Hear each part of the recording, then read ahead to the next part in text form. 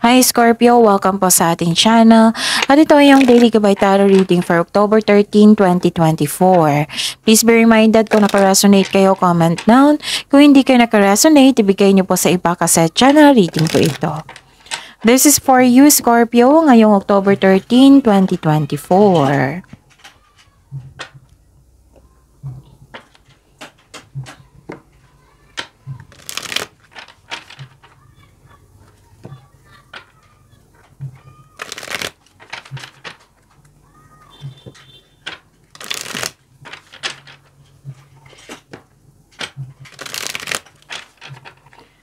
Para po ito sa inyo Scorpio ngayong October 13, 2024.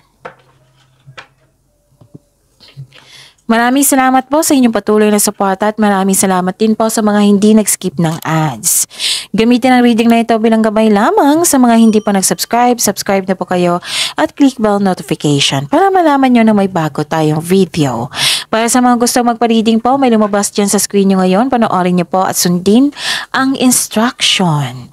Calling the attention sa mga suki ko dito na Scorpio, open na po inyong Monday Gabay Tarot Reading for October 2024. May 6 months from now reading tayo at love life reading po. So message me Scorpio for your schedule.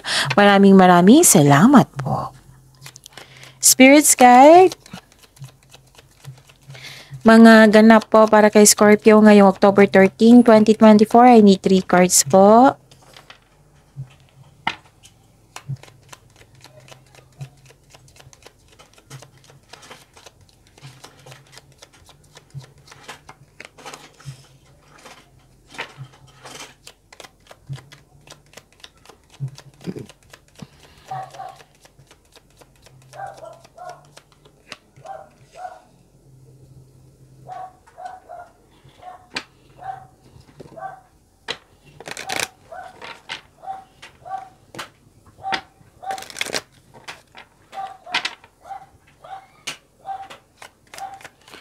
Spirits Guide, mga mensahe po para kay Scorpio ngayong October 13, 2024. I need 2 cards po.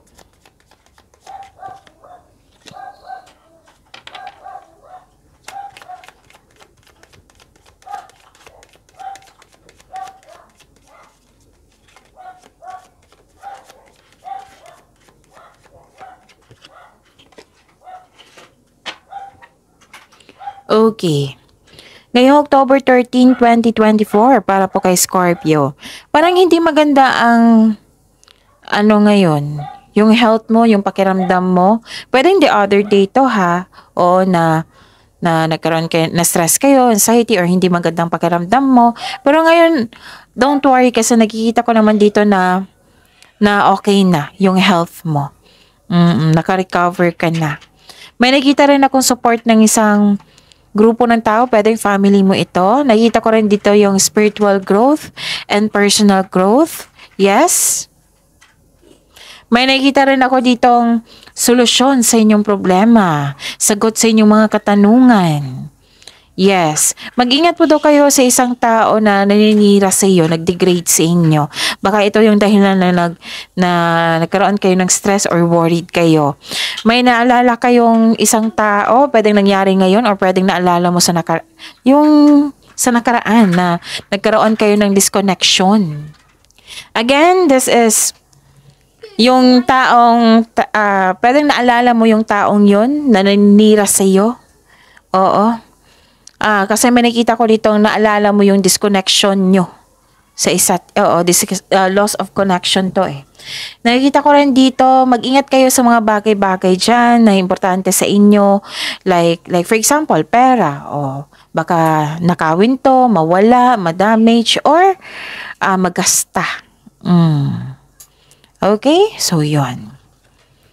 So, raise your standards and I believe may dito ha. May kontrata ako nakikita dito. Okay. Opportunity knocks. Go for it. May opportunity na ibibigay sa inyo. Okay?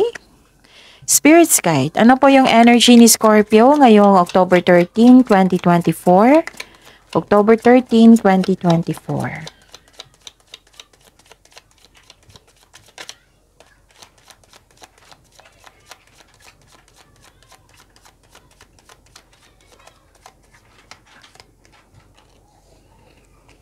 The clarification of this card po.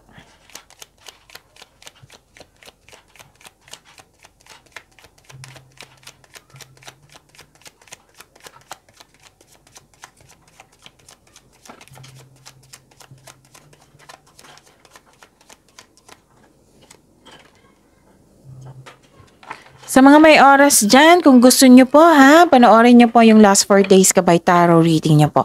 Like for example, napanood nyo ito ngayong October 13, 2024. Panoorin nyo po yung October 12, 11, 10, 9. Kung may narinig kayo, may nakita kayong repeating message, kailangan nyo po iyan bigyan ng atensyon.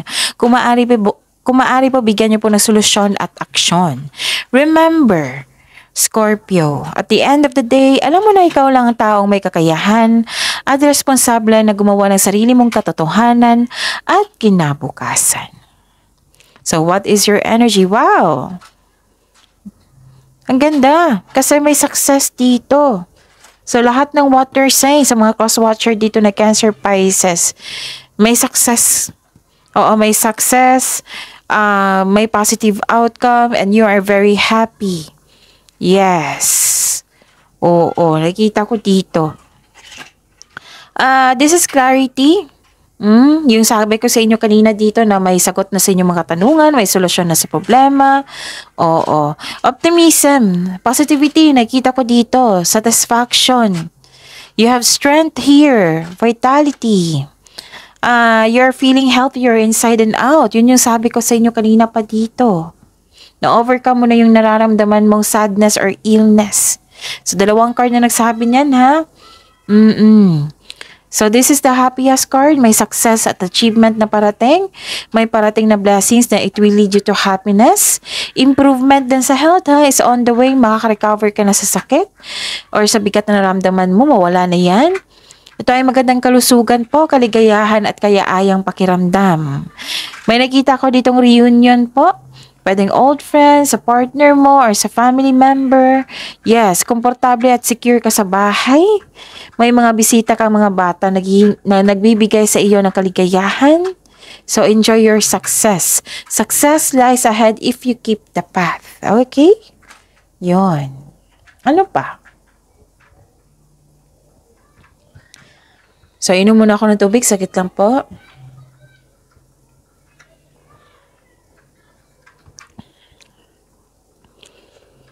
Magpahinga po daw kayo, Scorpio. Sobrang sipag nyo kasi. At yung palagi kayong nag-iisip dito, magpahinga talaga. Alagaan ng sarili. Health is wealth. Kailangan ng pahinga dito, ha. Kailangan din ng time for reflection. Okay? Walang pahinga. Ayaw mo magpahinga. Wala kang tulog. Ayaw mo matulog. Alagaan po ang sarili, Scorpio.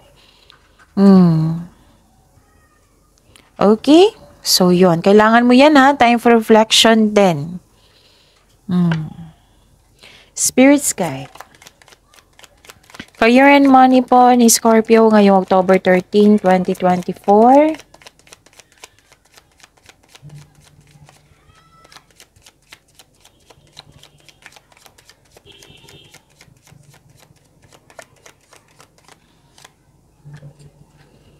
The clarification of this card po.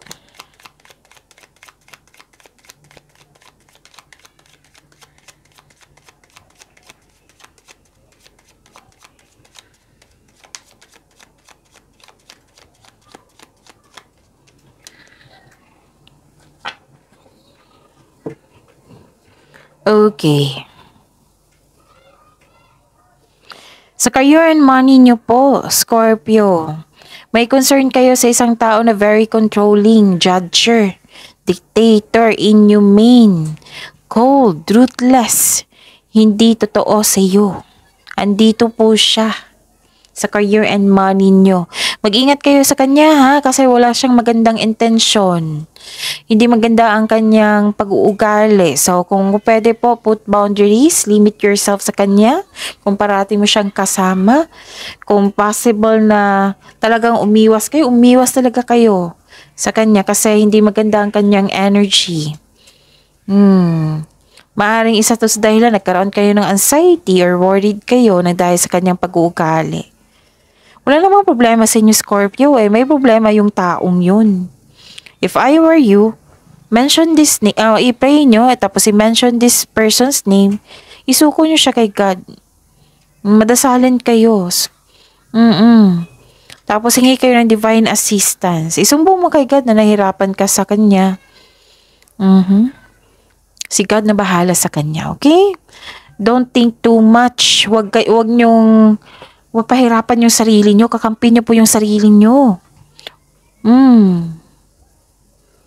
May success ako nakikita dito. Pero itong success na ito, kailangan nyo maghintay.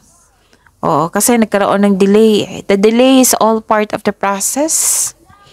So, stick sa inyong plano at continue to work diligently. You're almost there. Don't give up. Baka napanghinaan ka ng loob sa Kanya, no? Naiinip ka, naiinis ka, disappointed ka, frustrated ka, nang dahil sa Kanyang pag-ugali. Kaya nga may sinabi ang card nyo dito na kailangan nyo ng pag-intindi, pag-unawa, habaan ng pasensya. Okay? Yun. Kasi yan yung nakita ko. Time for reflection din na kailangan. Baka isip lang kayo ng isip ng problema dyan na walang solusyon.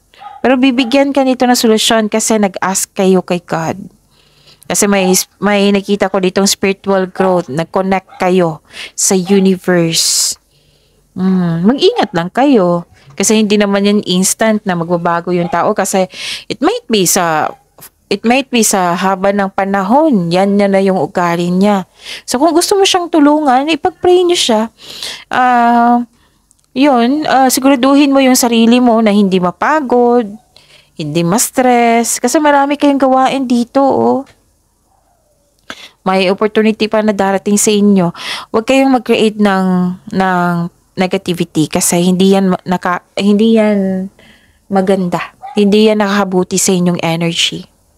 But I believe na mag-move forward ka dito kasi nakita ko dito na you're happy after itong recovery na ito. Kung walang nag-support sa inyo, maraming nag-support sa inyo. Ang importante niyan, you believe in yourself.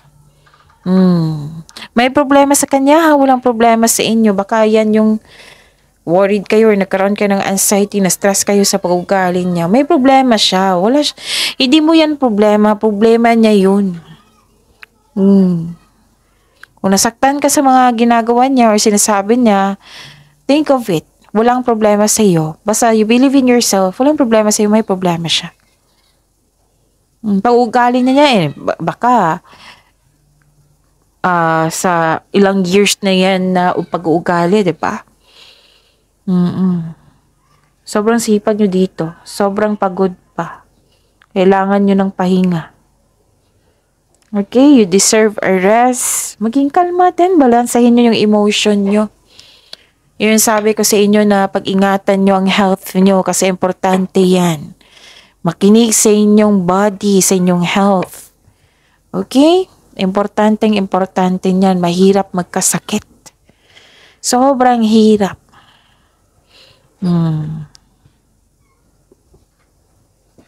Spirit's Guide, Love Life, Self-Love, Partnership, and Romance ni Scorpio ngayong October 13, 2024.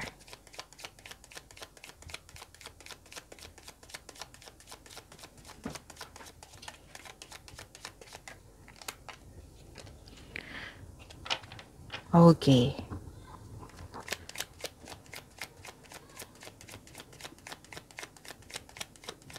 The clarification of this card po para kay Scorpio.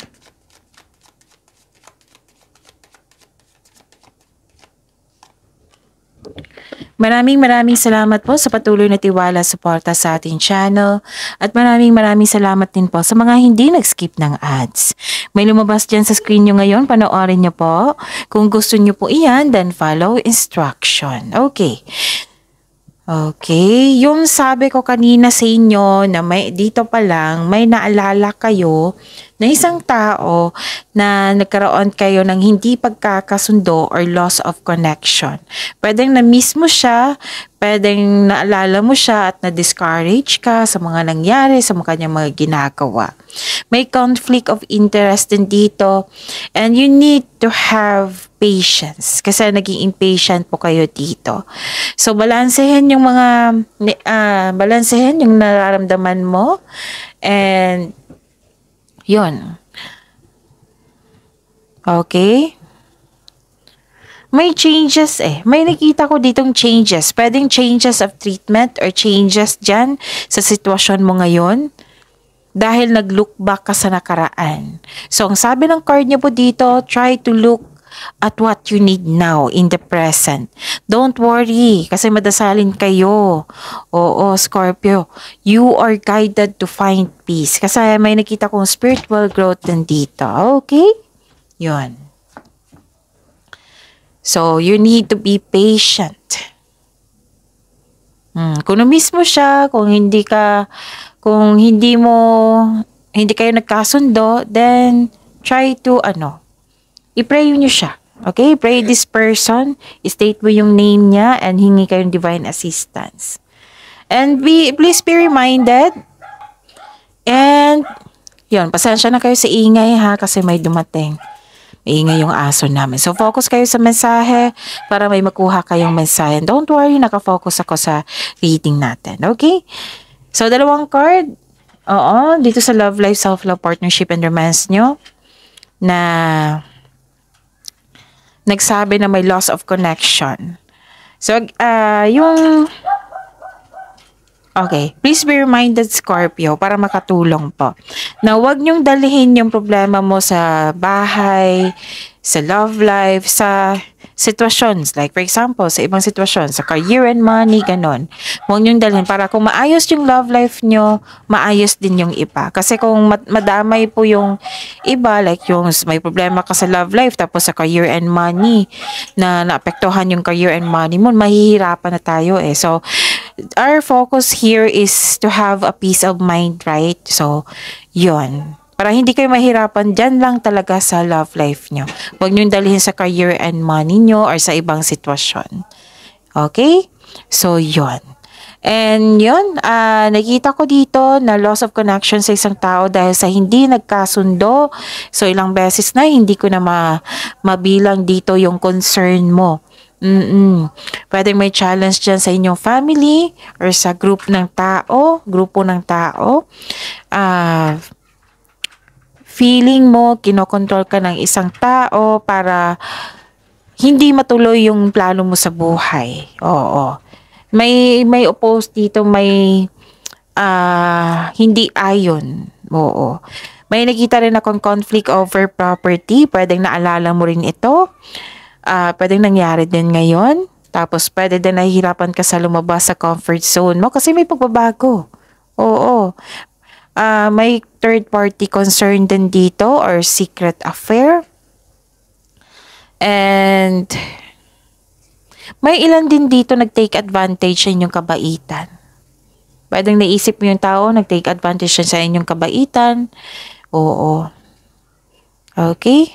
Mag-ingat po daw kayo sa mapaninlang at magnanakaw na tao. Kasi lumabas din siya dito, You need na mag-ingat sa kanya. Ilang beses na lumabas, so mag-ingat talaga. Yung mga bagay-bagay dyan, baka kunin, baka yun. So, be careful. Yun, focus kayo sa blessings sa binigay sa inyo dito, yung success, happiness, positive outcome. I-process mo itong mga nararamdaman mo na bigat. I-surrender nyo kay God. Tapos, magpatuloy kayo, mag-focus kayo sa binigay na blessings sa inyo kasi binigay niya sa iyo para pagyamanin nyo, para matupad yung pangarap mo sa buhay. Okay? And don't worry kasi nakita ko naman dito na may solusyon dito sa problema. Kung naghahanap kayo ng sagot sa inyong mga katanungan, nasa iyo na po daw, sabi po ng cards nyo. So, focus kayo sa joy and happiness and tamang pahinga. Naging masipag kayo sa araw-araw. Yes, walang masama dyan, pero pag sobra, masama na. Masama na sa inyong health. Okay? So, take care, Scorpio. See you tomorrow. Please like, subscribe, and click bell button for notification para updated po kayo sa daily tarot reading natin. Maraming salamat po.